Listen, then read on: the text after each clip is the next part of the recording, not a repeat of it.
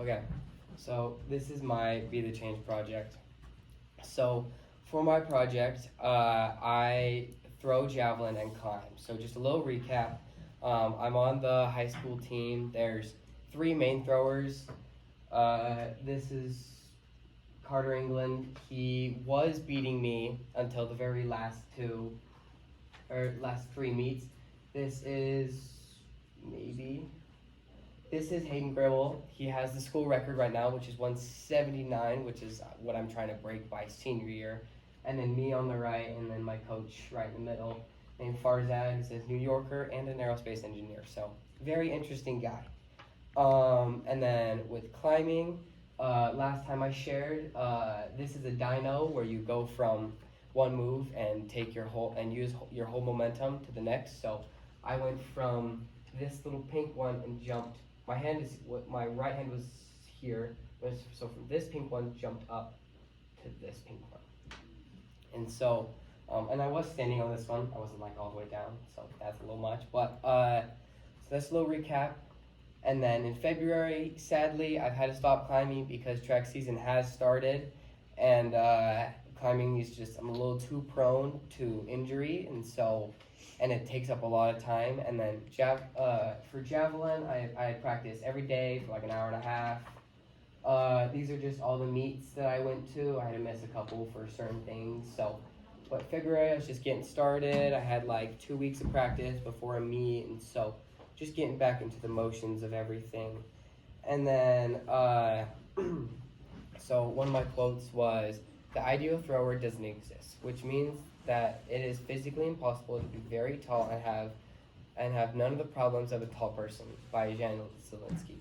Jan Zielinski is, I'm pretty sure, the world record thrower at the moment. He holds the world record. And I really love this quote because, as you see, I'm a very short, skinny man, and everyone that throws javelin is like 6 foot and very built, and so I am definitely not the javelin body type, but we get there. And so, okay, so March was kind of like the start. I went to St. George with a couple of the other throwers at the first meet, and I threw pretty well. I got somewhere in the 130s, which was a big leap from last year, and I ended at 108, so I was just able to make a big improvement and just go through a couple meets. Sadly, the second meet of the year, I did get a leg injury, so I was out for about 2 weeks. I should have been out for 2 weeks. I was out for like a month because I didn't want to stop throwing, and so I kind of pushed myself a little too much. So I had this leg injury for probably until the last 3 meets, which was a little rough, but we got through it. It's a very common leg injury. And then for April, I made a lot of progress. I was able to kind of get past the leg injury, and I was able to throw 139, which my goal this year as a sophomore is 140, which is pretty good for a sophomore. Most sophomores were getting 120, 130, so it was a really big goal. And one of the quotes that I liked was, "As a matter of fact, playing sports teaches life lessons like discipline, responsibility, self-conscious, accountability, and teamwork." I like this just because even though I chose javelin, it's not such a big team sport. Every time we threw javelin, we always talked about how like everyone was so chill. You like after your throw, everyone would come up to you and be like, "Oh, great throw, good job." Like, "Oh, maybe try working on this," or like, "Hey, how'd you do that? Could you teach me a little bit?" And it was just such a nice community, and everyone was relaxing and chilling, and just it was super fun. So April, I made a lot of good progress, and then this was one of my other quotes.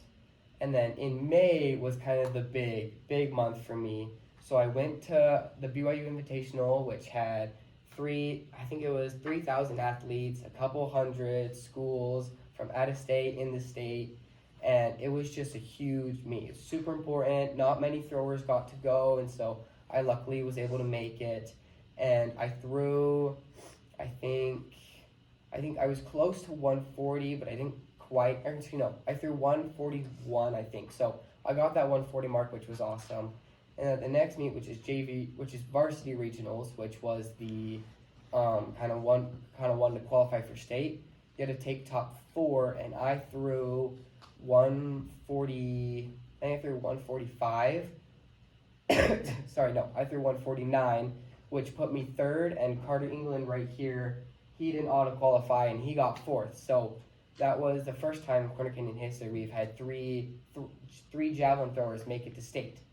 And luckily, this was the meet. I beat Carter, which makes me very happy because he is a senior and I'm a sophomore. So that was super fun. And then finally, the biggest meet of the year was state. And as state, as you can see, these were the three throwers. Hayden Gribble got second with like a 179, which is the school record, sadly, which means I have to work harder. And then Carter, sadly, he got 9th, so he wasn't able to get any points, but that's still really good for him. He made huge improvements. And then I got 8th, or I tied for 7th, but my second throw was shorter than the guy who tied with me. So I got 8th, which was a huge improvement. So now I'm the best sophomore in 6A state and the third best in the state. And so that's just a huge accomplishment for me. It's been super hard this season just because all these injuries and all these different things.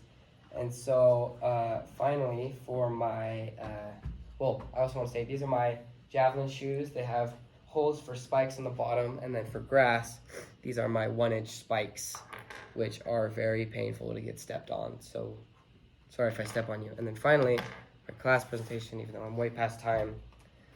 Raise your hand. Who thinks that they can throw the javelin? Who thinks they can maybe try? Wow. I got humble people in here. Look how many there are. Who thinks they could throw better than I could? Wow.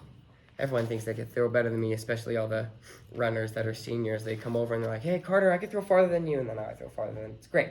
So, everyone can try, but I want 2 people to come try throwing these little pop darts. I'll say why they kind of help with javelin. Anyone want to come up? Scotty and Leon. Okay. Let's see if I can get this. Okay. So, wants me what color?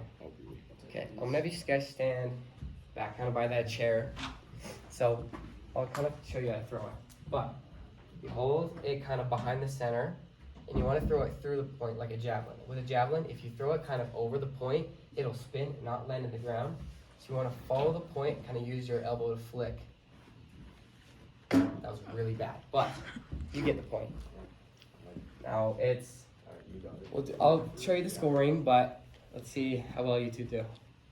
Oh, a little hard. Wait, does that count? Or does that? No, it's got to stick. There we go. Watch this. Ooh. Well, Leon would get 3 points with that. Ready? So now Leon, we're getting there. Oh. Okay. Hey. Oh.